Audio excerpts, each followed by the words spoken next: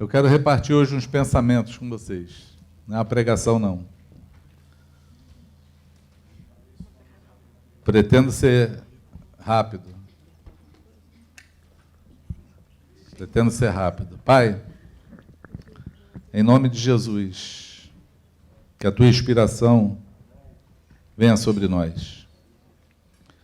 Que a Tua palavra tenha livre curso. Que o mistério, que é Jesus Cristo, seja revelado ao abrir da minha boca. Meu Senhor, não deixa ninguém se esconder, se esquivar ou fugir de um confronto contigo na manhã desse dia. Mas fala conosco de maneira graciosa, em nome de Jesus. Amém? Amém. Bom dia para você que está em casa também. Tem um texto bíblico que tem sido assim, por muitos anos, pelo menos para mim, há 32 anos, tem sido motivo de inspiração. Uma revelação, é um texto que precisa ser revelado, de fato. Porque eu conheço gente que decora o texto, né? Conheço pessoas que falam daquilo que a Bíblia diz, daquilo que Deus fala, mas apenas porque entrou na mente, não entrou no coração. E a minha oração nessa manhã é que essa revelação hoje ela saia da tua mente, ela quebre a barreira, a fronteira que está aí entre o teu coração e a tua mente, e ela alcance lugar no teu coração para ela dar fruto, para ela produzir em nós aquilo que o Senhor espera, ou aquilo que Ele projetou e criou como um propósito para a nossa vida. Você pode dizer amém? É um texto que está em Romanos 8, 28 e 29. E todos nós conhecemos esse texto. Esse é um texto, como eu falei, há 32 anos, né, os mais antigos aqui, tipo a Keila, a Neiva, que estão com a lama do dilúvio no pé ainda, elas estão sabendo aí o que a gente está falando. Né? Mas talvez você nesse tempo todo ouviu e eu me perdoa e me permita mais uma vez tocar nesse assunto contigo. Esse texto é um texto assim, bem revelador, por quê? Porque o capítulo 8 de Romanos, ele começa, né, falando algumas verdades que são assim boas de ouvir, gostosas da gente ouvir, né? Nenhuma condenação há para aqueles que estão em Cristo Jesus. É isso? Nada pode te separar do amor de Deus. Nós somos herdeiros de Deus, herdeiro das promessas, através da redenção, né, da justificação em Jesus, do perdão dos nossos pecados. E aí, Paulo entra no assunto falando que o Espírito Santo, ele intercede por nós com gemidos inexprimíveis, porque Paulo declara que nós não sabemos nem orar direito, não sabemos nem como orar, não sabemos nem o que pedir, o que fazer, mas que o Espírito Santo, ele intercede por nós com gemidos do Espírito Santo, com gemidos inexprimíveis. E aí ele entra no assunto central para fechar tudo isso que ele está falando. Ele termina colocando qual o propósito, por que de tudo isso. O que Deus previu para isso? O que Deus quer de nós? Ou qual é o trabalho do Senhor conosco? E aí, Romanos 28, 29 e 30 fala assim: sabemos que todas as coisas cooperam para o bem daqueles que amam a Deus, daqueles que são chamados segundo o seu propósito. Porque os que de antemão conheceu, também os predestinou para serem conforme a imagem de seu Filho, a fim de que ele seja o primogênito entre muitos irmãos. E aos que predestinou, a esses também chamou. E aos que chamou, a esses também justificou. E aos que justificou, a esses também glorificou. É um texto que tem motivado direcionado, inspirado, porque primeiro Paulo fala que nós sabemos, parece que ele está falando de algo que é muito certeiro, né? Eu acho que, de acordo com o que ele vem falando sobre o amor de Deus, sobre nenhuma condenação há, sobre o trabalho do Espírito Santo, sobre sermos herdeiros do Senhor, ele fala, bom, nós sabemos então, temos total entendimento que todas as coisas cooperam para o nosso bem.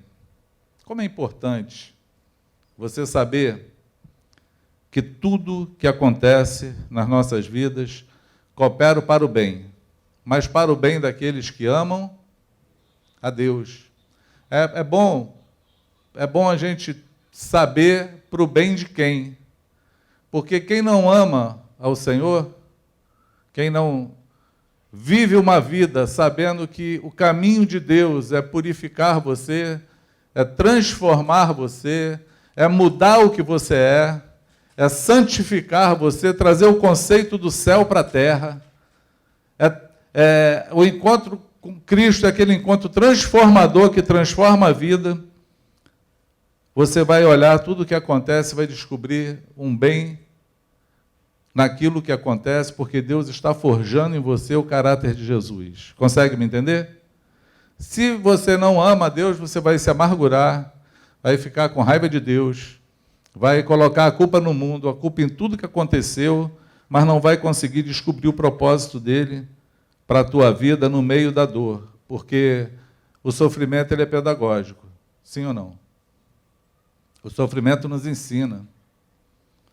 Jesus, segundo o escritor de Hebreus, diz que aprendeu a obedecer por aquilo que sofreu, por aquilo que padeceu. Então, o sofrimento é um grande professor na vida de todos nós, porque nós aprendemos no sofrimento, e nós aprendemos também não no sofrimento, nós aprendemos em todas as coisas que acontecem na nossa vida, e às vezes são coisas boas que acontecem. Nós aprendemos também que Deus é bom, que Deus nos ama, que Deus faz milagre, que Deus transforma pessoas, não é assim? Que Deus nos transformou, nós descobrimos também isso, nós vamos olhando a obra do Espírito Santo na nossa vida. É a única maneira de você conseguir entender a cooperação do Espírito Santo para contigo. Mas essa cooperação, ela tem um destino. Ela fala assim, porquanto aos que de antemão conheceu, Deus, a Escritura diz que o Senhor nos conhece desde antes da fundação do mundo. Isso é muito fantástico de saber, né? Tem um texto, acho que é de Jeremias, que fala, eu te conheci desde o ventre da tua mãe. O Senhor nos conhece em todo o tempo. Antes do nosso nascimento, Ele já nos conhece. Então, Ele nos conheceu há muito tempo atrás, mas Ele também nos predestinou. O que é um predestino? Eu vou perguntar bastante hoje. Perguntando, você não dorme. O que é um predestino? Essa palavra predestinação é uma palavra bem complicada de a gente entender hoje, porque nós achamos que Deus predestinou alguns para algumas coisas e outros para outras coisas, né? Tem uma linha teológica que diz que Deus, você é um predestinado para ser salvo. Deus te alcançou. E aí você foi salvo. E acabou, fim de papo. Esse é o propósito de Deus, é predestino que Ele deu para a sua vida. Uma vez revelado, ninguém rouba de você a revelação. Porém, Jesus falou assim, muitos são chamados, poucos são escolhidos. Bom, se muitos são chamados, será que alguém é chamado sem ser predestinado? E aqueles que são escolhidos, são os verdadeiros predestinados? Os outros eram fake? Deus errou no chamado? Tem algum mistério aí, não tem? Porque o predestino é assim, amados. No meu tempo a gente pegava ônibus, hoje a gente pega Uber. Tem o BRT, O Vitor está aí para ele não ficar chateado, tu pega o táxi. Aí você pega um táxi daqui para Caxias. Qual é o teu pré-destino? Hein? Todo mundo aí, acordado? Todo mundo comigo? Tu pega um táxi para Caxias. O teu pré-destino é Caxias. Mas se você descer em Parada de Lucas, o táxi chega, amado. Você não. O táxi vai, você fica. Porque você desceu em Parada de Lucas. Então, por quantos que de antemão conheceu, também os predestinou para serem conforme a imagem de seu Filho. Bom, então, o Senhor, Ele nos chamou e nos deu um predestino. Qual é o predestino? Se tornar a imagem de Jesus. A palavra imagem você pode traduzir ela por caráter. Se transformar no caráter de Jesus. O Espírito Santo vai usar todas as coisas para o teu bem, para transformar o teu caráter na imagem de Cristo. Porque assim como Ele é, assim nós também temos que ser. João fala que aquele que o segue tem que andar como Ele andou.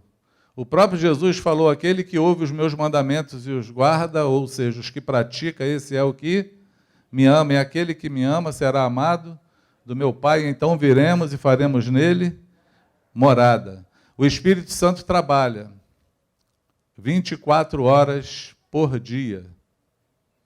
Ele não para de trabalhar. Então, o próprio Jesus falou isso, que o Espírito Santo trabalha dia e noite. Ele não para de trabalhar. Para quê? Para transformar o nosso caráter deformado, destruído, vendido pelo pecado, preso, escravo do pecado, num caráter santo e irrepreensível de Jesus. Amém? Ele quer arrancar de nós tudo aquilo que nos impede de nos parecermos com Jesus. Por quê, amados? Porque Jesus em nós é a esperança da glória. A esperança da presença de Deus é se Jesus for formado em nós. O próprio apóstolo que escreveu essa carta, ele começa falando assim, eu não vivo mais, mas Cristo vive em mim. Porque a vida que eu vivo na carne, eu vivo para a glória do meu Senhor. Amém? A nossa vida tem que ser para glorificar o Senhor.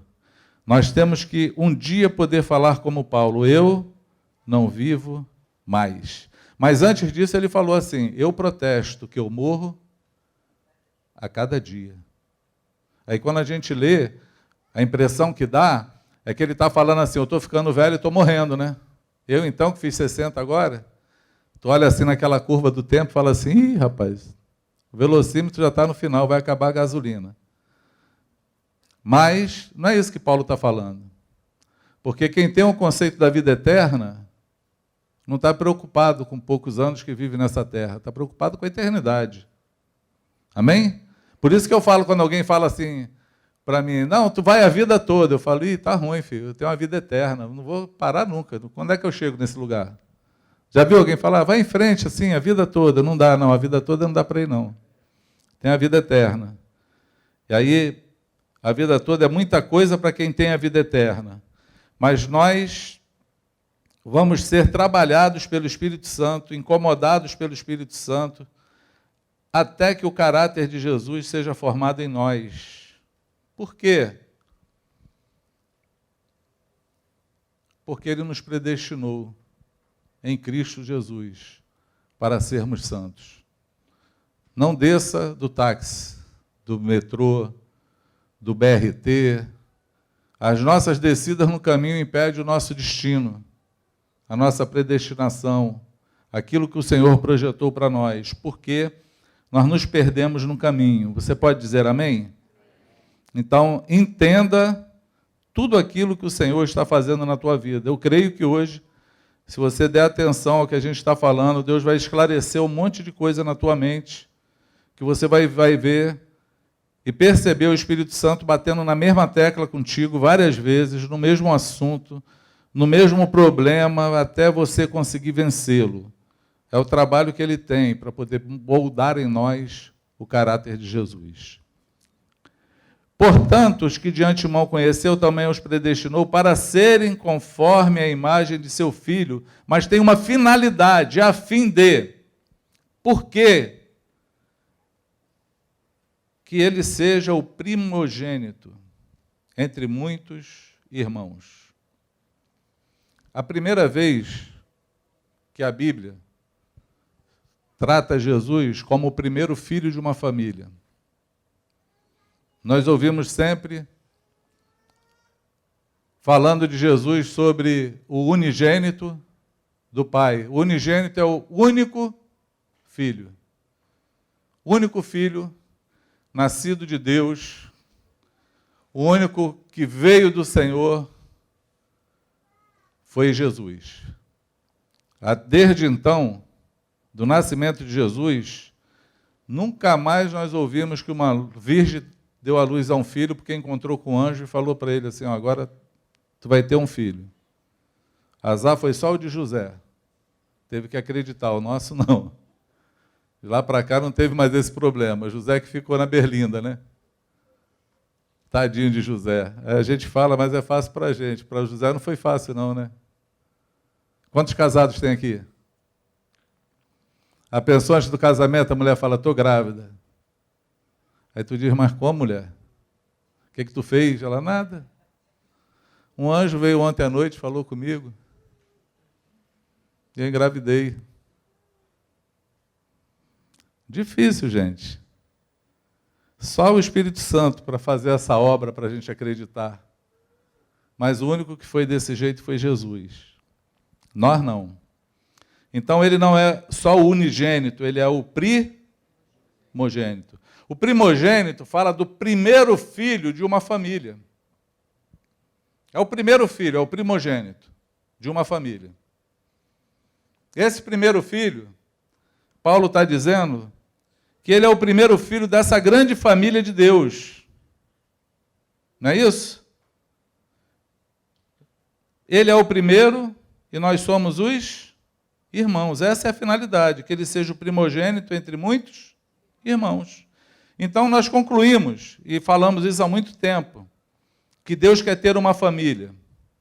Fala assim comigo, Deus, Ele quer ter uma família. Uma família. Para pensar nisso. Quantas famílias Deus tem? Uma. Não importa se é batista, assembleano, metodista, me ajuda aí.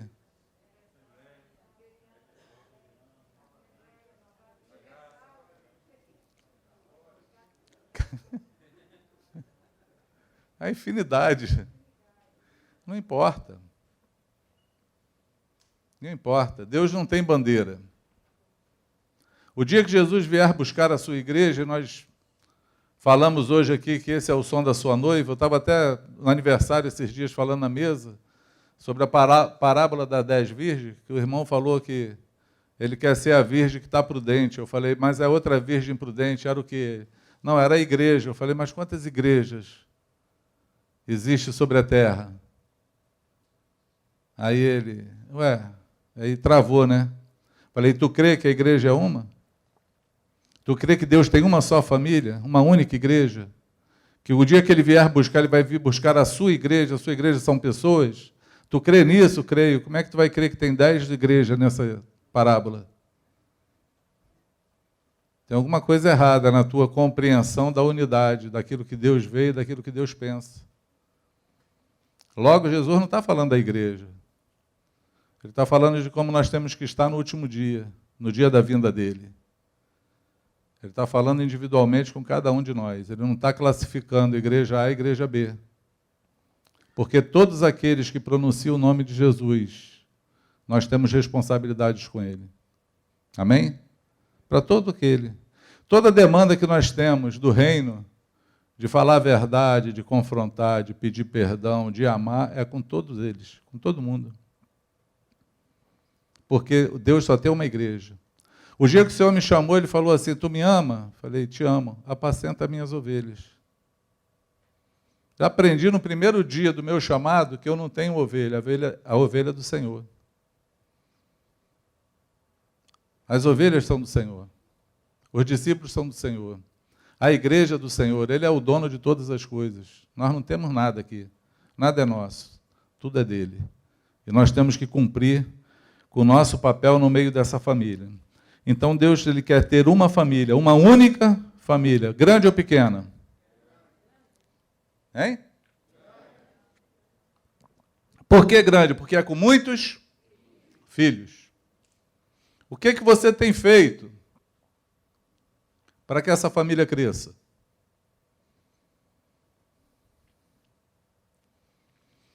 Porque esse propósito, ele não é o propósito de um homem, de uma entidade filantrópica, de um CNPJ, de um nome de igreja, de um grande evangelista.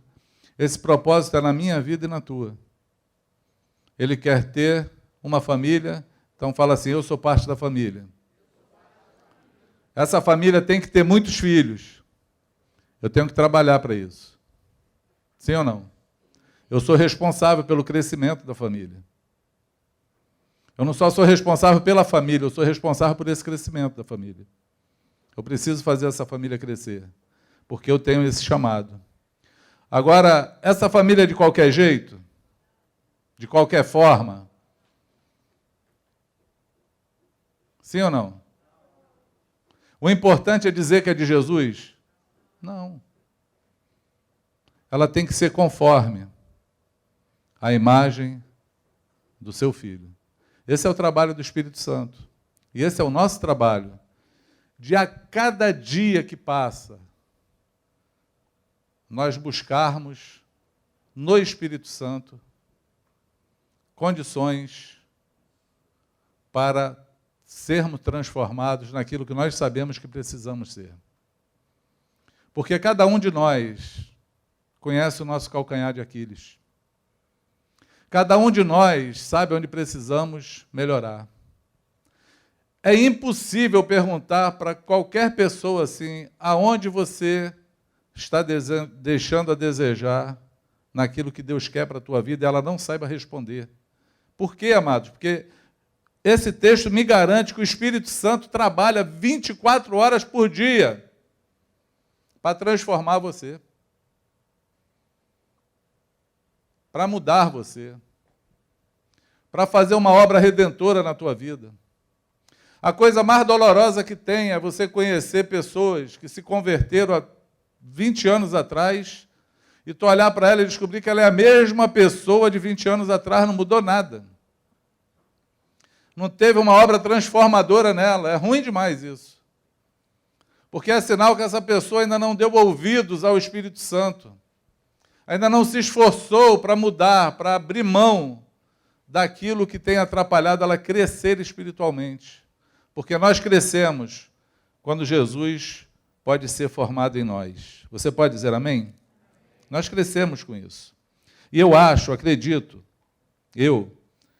que o maior trabalho do Espírito Santo e o maior trabalho que nós temos hoje é justamente exercitar essa comunhão, esse interagir, esse dar e receber com o Senhor, para que o Espírito Santo tome posse da nossa vida e nos transforme. Por quê? Porque para nós é impossível. Para nós, homem, é impossível, por nossas forças, mudar qualquer coisa em nós. Como isso acontece? Quando eu reconheço o meu pecado, quando eu reconheço a minha dificuldade e quando eu busco a ajuda dele. Só Ele pode fazer. A resposta a Deus mais sábia que eu vi na Bíblia lendo e me fascinei foi a resposta de Ezequiel, profeta. Deus dá uma visão para ele de um vale de ossos secos, sequíssimos. E Deus pergunta para ele assim: filho do homem, acaso esses ossos podem tornar a ter vida? Eu parei assim, fiquei pensando. Eu gosto de ler a Bíblia e entrar na história, né? Aí eu fico assim, faz de conta que eu sou Ezequiel. Aí estou tendo essa visão. Aí Deus me faz essa pergunta. E o que eu respondo? Cara, eu encontro várias respostas que não é a do Ezequiel. Mas ele dá uma resposta simples e muito verdadeira. Senhor, tu o sabes. Tu sabes. Porque se tu quiser, vai ter vida. Se tu não quiser, tu sabe todas as coisas. Não tem outra. Tu sabes. É a resposta que Pedro deu quando Jesus perguntou lá se ele amava ele. Ele respondeu 3 vezes. A última foi: Senhor, tu sabe que eu te amo. Aí é o que ele sabe e o que o meu coração diz. Só ele pode dar esse testemunho. Consegue entender? Sim ou não? A força que move todas as coisas é através do Espírito Santo. Nada que acontece na nossa vida é obra do homem. Nada. Porque o homem produz muitas coisas. Mas a obra do Espírito, quem produz é o Espírito Santo. Sim ou não? A gente fica naquele negócio da luta contra a carne. Não é isso? Do Espírito contra a carne. Quem ganha é quem está mais alimentado, né? É para quem você dá mais atenção. Mas nós não conseguimos fazer as obras do Espírito. É o Espírito Santo que faz as obras deles através de nós. Eu não sei se você está conseguindo me entender. Eu não sei se você está conseguindo alcançar o que eu quero falar. O contato com o Espírito Santo, ele tem que ser real, ele tem que ser buscado. Ele tem que ser de todo o coração. Tem que ser revelado. Nós temos que olhar os conceitos bíblicos, mas falar assim: Senhor, eu não consigo. Mas eu sei que tu pode fazer através de mim. Eis-me aqui. Estou aqui. Estou disposto. Estou disposto a caminhar, a renunciar, a perder, a andar mais uma milha, a dar a segunda face. Eu estou disposto a te obedecer, porque eu sei que o Espírito Santo vai me capacitar a fazer isso. E aí nós começamos a viver os milagres de Deus nas nossas vidas. Quantos me entendem? Amém? Entende o que eu estou falando? Por que eu resolvi falar sobre esse tema contigo? Eu estou bem pensativo com o tempo que nós vivemos hoje. Pensativos. Por quê? Porque eu vejo uma igreja perdida de Deus. E não precisa acontecer muita coisa para alguém se perder. Acontece um Covid da vida, já fica todo mundo desbaratado. Você já vê um monte de crente brigando um com o outro. Um quer se vacinar, o outro não quer se vacinar. Um diz que tem que usar máscara, o outro diz que não tem que usar máscara. Aqui uma celeuma no meio do negócio, um fala mal do outro. No final acontece até inimizade por conta disso, de política. Crente brigando por causa da política, como se o salvador do mundo fosse um homem. Quem vai entrar para dar solução para tudo é o anticristo. Abre teu olho. Para você não estar fazendo campanha para o anticristo. Porque os nossos olhos têm que estar no Senhor. Voltados para o Senhor. Nós temos um trabalho a fazer. Nós pertencemos ao Senhor, nós fazemos parte da família dele. Ele tem um desejo, ele quer que nós sejamos santos, então nós temos que lutar para isso e trabalhar para que essa família cresça. Esse é o propósito dele, está escrito, ele tem um propósito. Deus tem um propósito. Qual o propósito dele? Que você seja rico. Um dia você vai ser presidente. Um dia tu vai dominar nações. Não é isso que está escrito, não. Ele quer que você se pareça com Jesus. Esse é o propósito eterno. Esse é o propósito eterno. Se você for estudar sobre isso, você vai encontrar que esse propósito é desde o Éden, desde a criação do homem. Deus fez o homem à sua imagem e semelhança. Impôs as mãos sobre o homem, abençoou e falou: sede fecundos, multiplicai-vos, enchei a terra.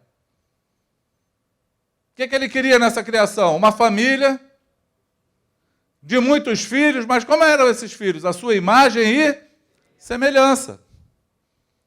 O pecado, ele deu um hiato no propósito do Senhor, mas Jesus veio para trazer o propósito e restaurar ele de novo. Ele continua querendo essa família de muitos filhos, a sua imagem e semelhança. Você pode dizer amém? É um propósito eterno. Ele vem desde lá do Éden. Você vai encontrar do Éden ao Apocalipse esse propósito de Deus com as nossas vidas. Mas o que vai conseguir? O que vai conseguir? Não, a única coisa que vai possibilitar isso é se nós não nos perdermos do Espírito Santo. Porque Paulo fala em Éfesos, na carta de Efésios, não apagueis o Espírito. Nós podemos apagar o Espírito Santo. Nós podemos viver uma vida aquém do Espírito Santo. Nós podemos fazer uma obra que Deus não está nela. Não está.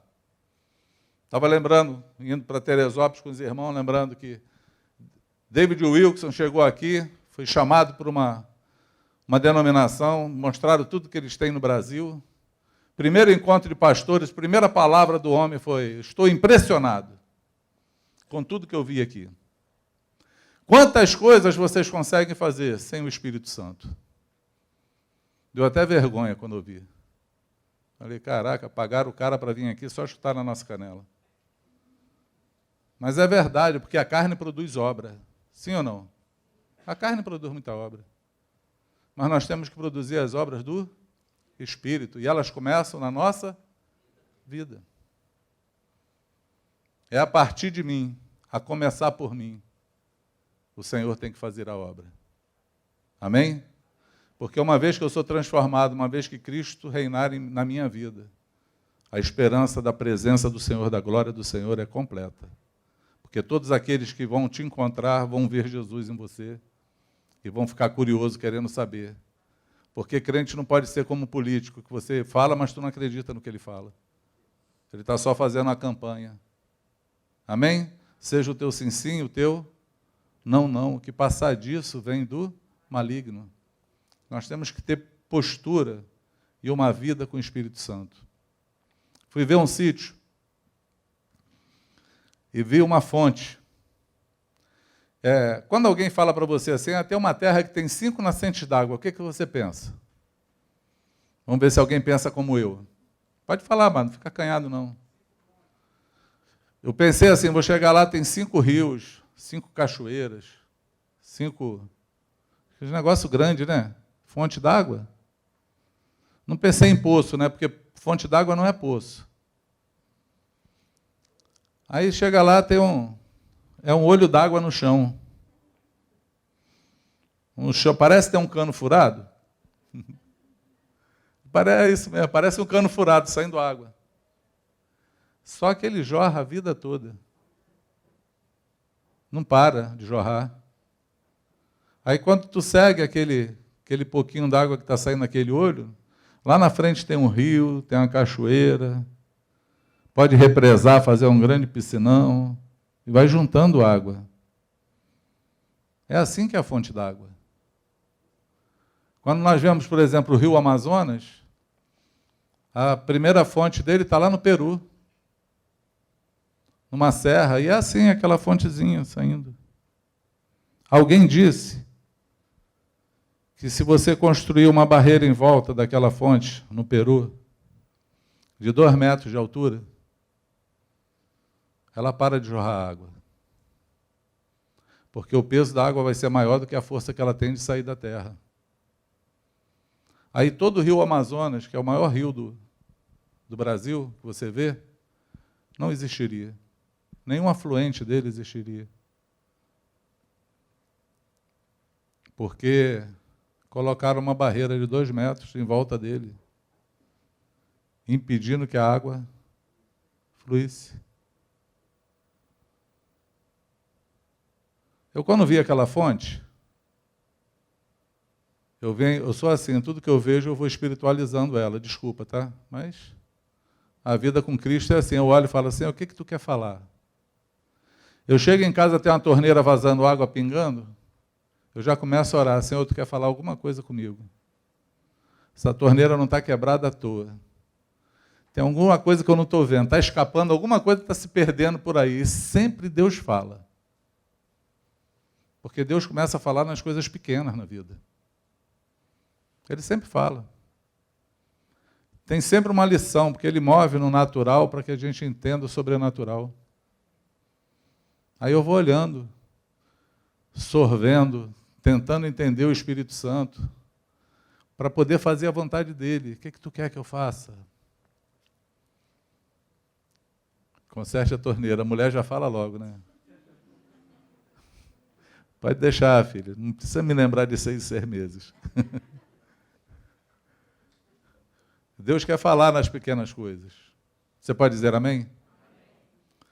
Tessalonicenses, 2 Tessalonicenses 2, tem um texto muito controverso na Bíblia.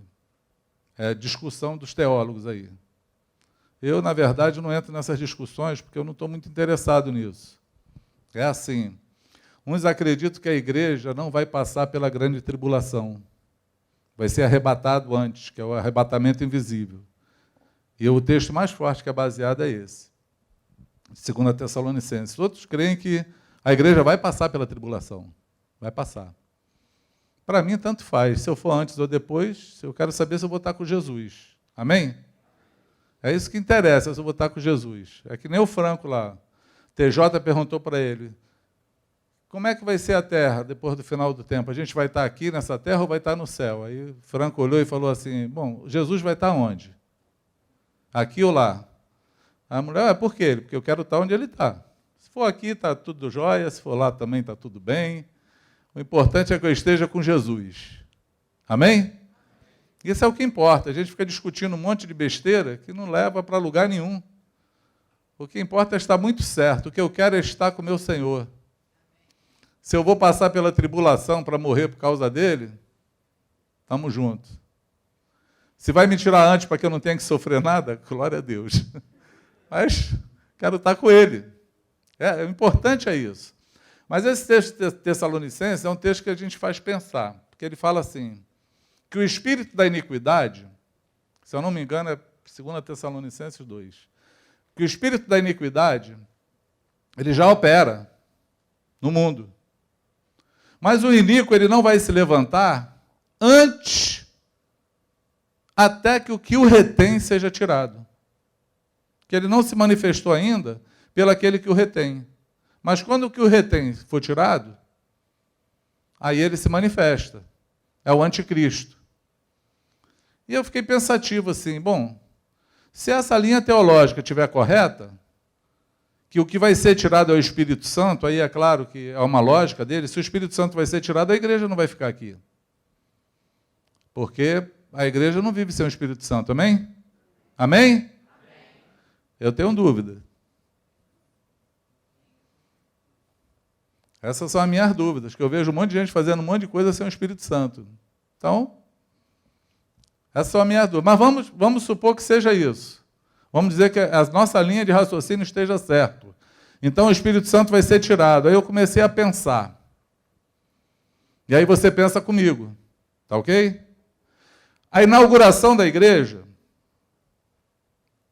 lá em Atos 2, o dia de Pentecostes, foi a inauguração da igreja, foi o dia do derramamento do Espírito sobre a terra. Não foi sobre só os 12, os 120 que estavam lá orando. O Espírito foi derramado sobre a terra, porque a tradução, a interpretação de Pedro, no texto de Joel, foi assim, derramarei do meu Espírito sobre toda carne. Quebrou um monte de paradigmas, vossos filhos, vossas filhas, vossos servos, não é isso? Vossos servos e servas, ou seja, sobre homem e sobre mulher, naquele tempo havia esse paradigma, essa divisão, sobre servo também, até os escravos vão receber do Espírito. Foi uma quebra de paradigma. Deus derramou do Espírito dele sobre a terra. Primeira ação da igreja, naquele movimento que estava todo mundo dando ofertando tudo, um cara chamado Barnabé, filho da Consolação, era um levita do Chipre, está lá escrito, ele era levita, e porque ele era levita, ele pegou tudo que ele tinha, que ele era rico, vendeu e depositou nos pés dos apóstolos, porque para ele tinha uma lei sobre ele. O levita não podia ter herança nenhuma, ele não tinha herdade, ele era da tribo de Levi, ele era levita, e ele não tinha, a herança dele era o Senhor, por conta disso ele deu tudo que ele tinha, falou, opa, me arrependi do meu pecado, vou voltar para Deus, vou cumprir o meu chamado, vou abrir mão de tudo. Ele fez isso, mas um casal, Ananias e Safira, não roubei o ar do cara agora não, Ananias e Safira, esse casal olhou e viu que esse cara ganhou fama, porque ele deu, falou, opa, vamos ficar famoso também, vamos vender lá o nosso terreno, e a gente pega e dá o valor. Eles acharam que o terreno valia 10 mil, quando venderam valia 100. Subiu, é igual o carro hoje, né? Comprou o carro usado por 50, vai vender, está valendo 70. Está um desespero o negócio. Aí valia mais, eles reteram um dinheiro, deram o outro. Mentiram para o Espírito Santo sem nenhum motivo. É o que Pedro fala, pô, por que tu deixou Satanás entrar no teu coração para que você mentisse para o Espírito Santo? O terreno não era teu? Se tu vendesse, o dinheiro não era teu? Alguém te pediu alguma coisa? Olha que nóia. Morreu os dois. Puf. O Pedro tinha palavra chumbinho. Aqueles que vão te levar para a cova estão aí. Puf, caiu morto, cara. Imagina. Depois desse evento, diz que os irmãos tinham medo de ficar perto dos apóstolos. Eles tinham receio.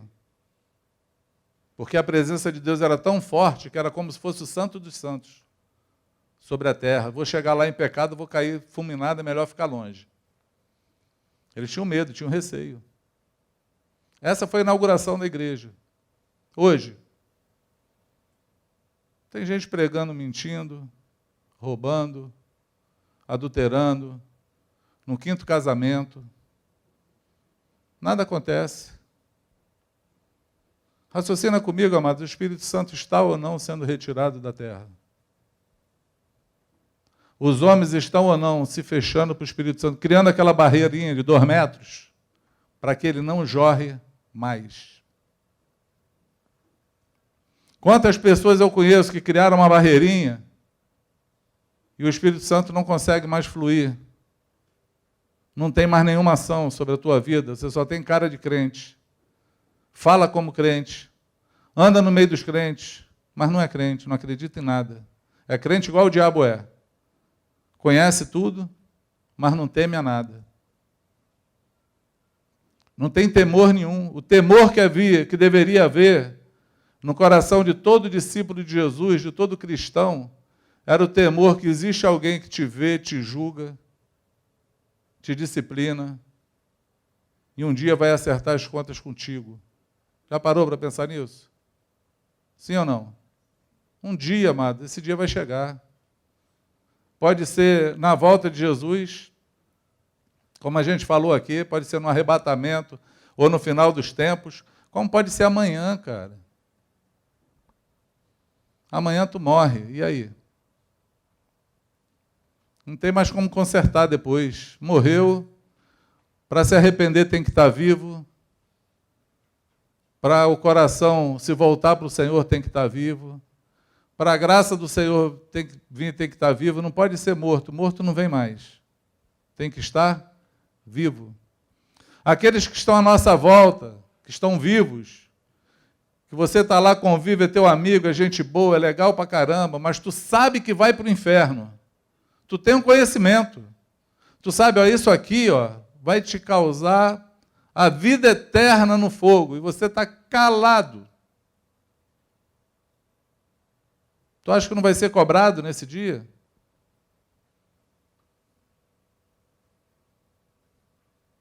Jeremias 23 diz que Deus ele é contra todo aquele que furta a palavra ao seu próximo. Furtar a palavra é isso, roubar, deixar de dar, você furtou.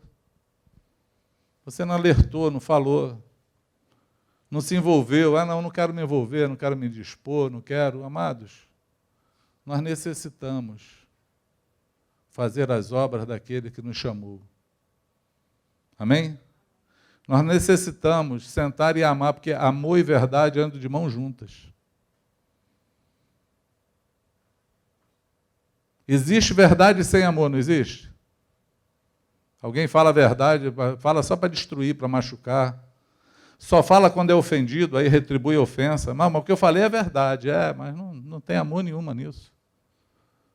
Não tem amor.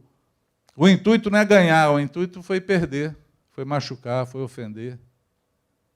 Agora, escreve o que eu estou te falando, não existe amor sem verdade. Todo amor que encobre a verdade é um falso amor, é fake, é bajulação, é qualquer outra coisa. Menos amor, o amor é verdadeiro. O amor fala a verdade.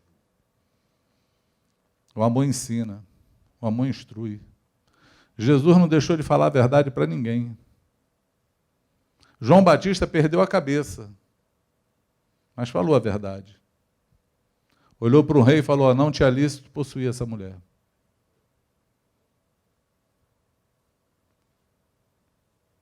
Babou, a cabeça veio na bandeja, mas falou a verdade. Compreende o que eu falo? Sim ou não?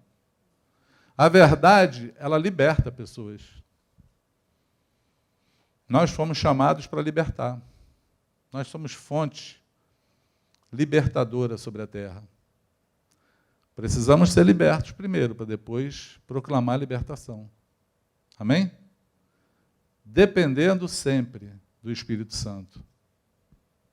Porque aqueles que têm comunhão com o Espírito Santo sabem exatamente a hora de falar, a maneira de falar.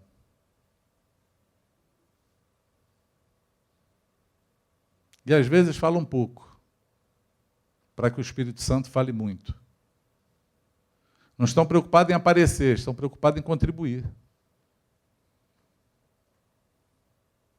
Existe uma linha muito fina dessa obra que o Senhor nos chama para fazer. Eu vou terminar aqui, porque meu horário foi embora. Eu falei que eu ia ser rápido, né? Eu sempre tenho medo disso. Vocês começaram atrasado hoje. Existe uma linha muito fina, né? Vou terminar falando isso para vocês. Quero deixar vocês meditando sobre isso. A meditação. Apocalipse 2, 4. Jesus fala para uma igreja, a igreja de Éfeso, ele fala assim, tenho, porém, contra ti uma coisa. Abandonaste o teu primeiro amor. Se divorciaram do seu primeiro amor. Pensa comigo, o que é alguém que tem um primeiro amor faz? Vou deixar você com esse pensamento. Vou até abrir o texto. Não estava previsto. Tenho, porém, contra ti, que abandonaste o teu primeiro amor. O que alguém que tem o primeiro amor faz? Já pensou aí? O que alguém tem o primeiro amor faz? Eu vou falar o que essa igreja estava fazendo, que ouviu essa palavra.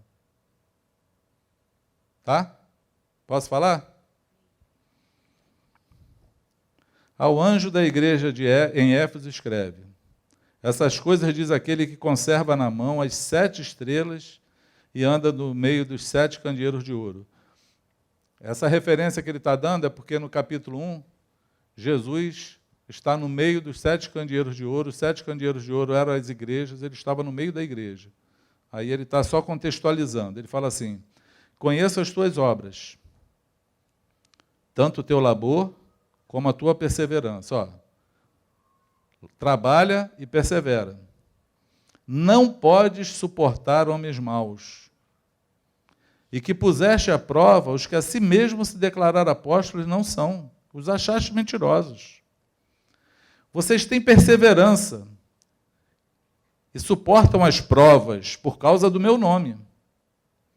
E não te deixaste esmurecer, não se esmureceram. Quando eu leio isso, eu falo, caramba, eu queria ter tudo isso. Mas é justamente para essa galera que está fazendo isso tudo que ele fala assim, olha, eu tenho, porém, contra ti uma coisa. Deixou o teu primeiro amor. É porque a gente consegue fazer um monte de obra sem o Espírito Santo, está vendo? Você consegue, por conta do teu conceito, da tua cabeça, daquilo que você sabe que é certo, você consegue até morrer por isso. Suportar a afronta. Tem gente que faz isso por partido político. Esses aqui estão fazendo por causa de Jesus. Por causa da ideologia deles. Por conta da crença deles, da fé deles. Mas sem amor nenhum, sem contato com o Espírito Santo. Porque o primeiro amor quer dizer assim, quando Jesus ele é o primeiro em todas as coisas. A gente acha que o primeiro amor é aquele que você, quando se converteu, recebeu? Nem é, porque quando a gente se converte, nem ama tanto Jesus, a gente nem conhece Ele. Nem sabe o que aconteceu. Nem sabe. Eu me converti e parei de beber, era alcoólatra. Comecei a entender que a macumba que eu ia estava tudo errado. Fiquei fascinado por causa de Jesus. Comecei a entender a palavra. Mas se você parasse para mim na rua e perguntasse para mim quem é Jesus, eu ia falar que nem o cara lá que ele curou lá no tanque de Betesda. Eu não sei quem é não, é um cara que está aí. Ou como o cego, né, que falou lá, se ele é pecador ou não, eu nem sei, eu só sei que eu era cego, agora eu vejo. A gente nem sabe muito, não é esse primeiro amor que ele está falando.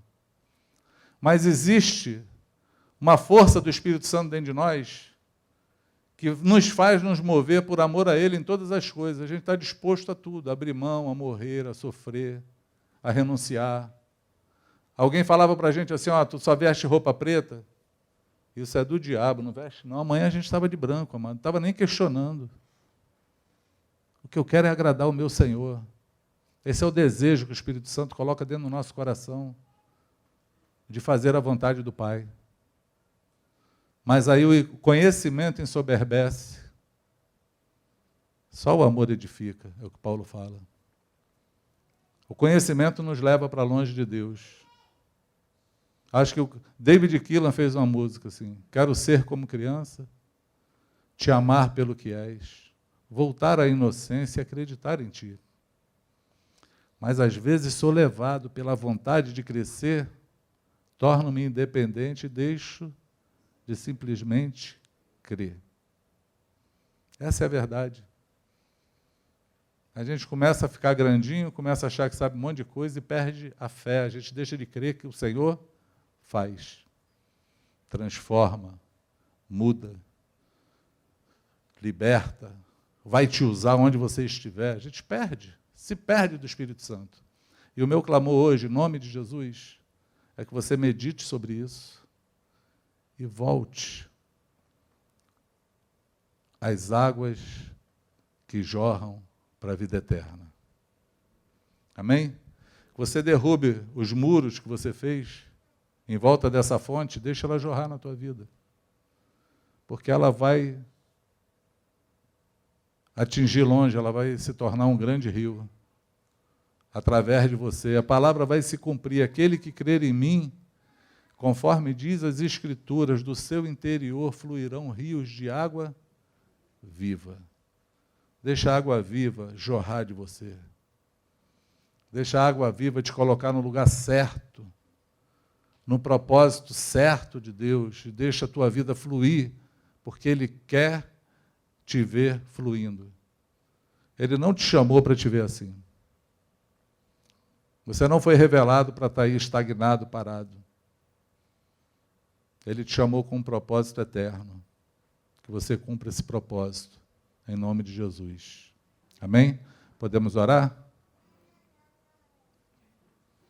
Curva a tua cabeça aí onde você está.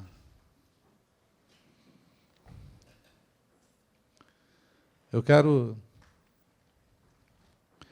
te pedir, te dar um conselho. Quem quer ouvir hoje a tua oração é o Espírito Santo. Ele está aqui. Nós declaramos isso aqui com canções. E nós acreditamos nisso porque está escrito que onde estiver 2 ou 3 reunidos no nome dele, ele está presente. O Senhor está aqui. Ele quer ouvir a tua oração. Por quê? Porque as dificuldades que você tem, as lutas que você trava, a necessidade que você tem de transformação, só Ele pode fazer. Mas Ele não vai usar alguém que vai orar por você e vai mudar a tua vida. Ele quer que dos teus lábios saiam essas palavras de socorro, esse pedido de ajuda, esse chamar para ser amigo. Talvez você não tenha muita coisa para orar e falar hoje, mas você pode só falar assim: Espírito Santo, eu quero ser teu amigo. Eu preciso de ti. Eu necessito do teu fluir na minha vida. Tu és o único que pode mudar o meu pensar, o meu falar, o meu sentir e o meu agir. Tu és o único que pode transformar essa natureza humana numa natureza santa. Tu és o poder que opera sobre a terra. E tu pode operar esse poder na minha vida. Transforma. Muda. Fala comigo. Porque a tua palavra são palavras verdadeiras, mas o teu tom é amor. Tu nos atrai com amor. Tu nos chama por amor. O teu amor, ele é o único que pode desfazer o mal. Porque só o amor vence o mal. Usa do teu amor e fala comigo. Me faz sentir mais uma vez a tua presença, o teu toque, ouvir a tua palavra e abrigá-la dentro de mim. Sou teu e tu és meu. Que hoje inicie, seja o dia que vai iniciar essa comunhão gostosa, esse interagir perfeito, essa água jorrando livremente, novamente sobre a tua vida, em nome de Jesus, em nome de Jesus. Espírito Santo, eis-nos aqui, somos vasos de barro. Mas dentro de nós há um tesouro inestimável. É a tua presença. A tua presença em mim, Senhor, não muda o barro que eu sou. Eu sei.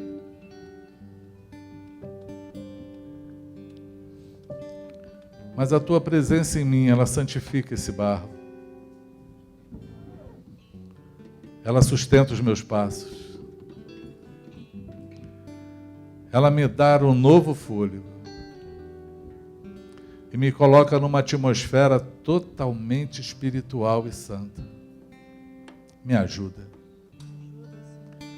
Me socorre nas minhas fraquezas. Me fortalece no interior. Para que eu possa viver de uma maneira que vai trazer glórias ao nome do meu Senhor,